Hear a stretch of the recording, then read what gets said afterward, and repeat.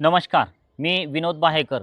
मित्रांनो, यावर्षी प्रक्रियेमध्ये बरेच चेंजेस होऊ शकतात. म्हणजे कॉलेजचे कट ऑफ जे आहेत ते एम-बी-बी-एस कॉलेजचे वाढू शकतात. तर याचं रिझन आपण या व्हिडिओमध्ये डिस्कस करतोय. लक्षात घ्या, तुम्ही जर प्रक्रियेमध्ये असाल तर या गोष्टी माहिती असणं खूप गरजेचं आहे. जसं की इस्लामपूर सांगलीवालं जे कॉलेज आहे आपलं एम-बी-बी-एसचं. तर तुमच्या कानापर्यंत ही न्यूज आलेली असेल की हे डीम्ड युनिव्हर्सिटीमध्ये जाणार आहे. आणि सोबतच आपलं अहिल्यानगरचं जे कॉलेज आहे विखे पाटील, तर त्याला स्कॉलरशिप मिळणार नाही. त्यानंतर एन-के-पी सावळे जे आहे नागपूरवालं, तर त्यालासुद्धा स्कॉलरशिप मिळणार नाही. तर असं त्या लोकांनी ॲप्लिकेशन देऊन ठेवलेलं आहे, की त्यांना म्हणजे थोडक्यात प्रायव्हेट लिमिटेड कंपनी जसं असतात, तर त्या पद्धतीने हे कॉलेज यानंतर वर्क करणार. म्हणजे प्रॉफिट बेसवर वेदांत पालघरसारखं. असं जर झालं तर काय होईल लक्षात घ्या.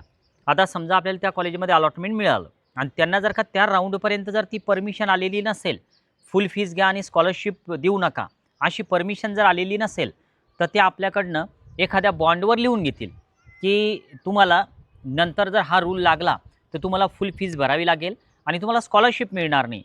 याचा इफेक्ट काय होईल, की आता सध्या ज्या पण मुलांना ह्या गोष्टी माहिती आहे, तर ते मुलं थोडे अलर्ट तर होतीलच. पण या दरम्यान जर त्यांची अशी परमिशन आली, की तुम्ही फुल फीस घेऊ शकता आणि जी स्कॉलरशिप आहे, तर ती या विद्यार्थ्यांना मिळणार नाही. मग मुलं चॉईस फिलिंग करणार नाही. कारण काय जसं अगोदर वेदांताचं झालेलं आहे, तर त्याच पद्धतीने या कॉलेजचं होईल.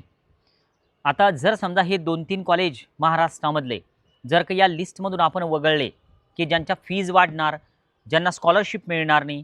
मग आता हे जर 3-4 कॉलेज जर का आपण बाजूला काढले, वेदांता पालघर, त्यानंतर एन-के-पी सावळे, त्यानंतर प्रकाश इन्स्टिट्यूट सांगलीवालं, इस्लामपूरवालं, त्यानंतर अहिल्यानगरवालं.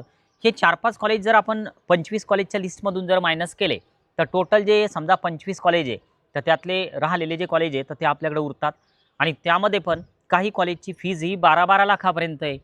मग अशा कंडिशनमध्ये आपण खरंच ते 12 लाखावालं कॉलेज चॉईस फिलिंगमध्ये ठेवणार आहे का? आता हा पण प्रश्न निर्माण होतो.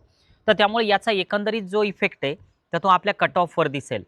म्हणजे ह्या सगळ्या गोष्टी तुम्ही थोडं माहिती करून घेणं गरजेचं आहे. मग आता सर आत्ताच आपल्याला समजणार नाही का, की या कॉलेजचं नेमकं काय होईल?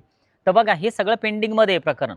म्हणजे आता मान्यता कधी येईल? काय परमिशन त्यांना मिळेल? स्कॉलरशिप मिळेल का नाही मिळेल? डीम्ड युनिव्हर्सिटीमध्ये ते येतील का?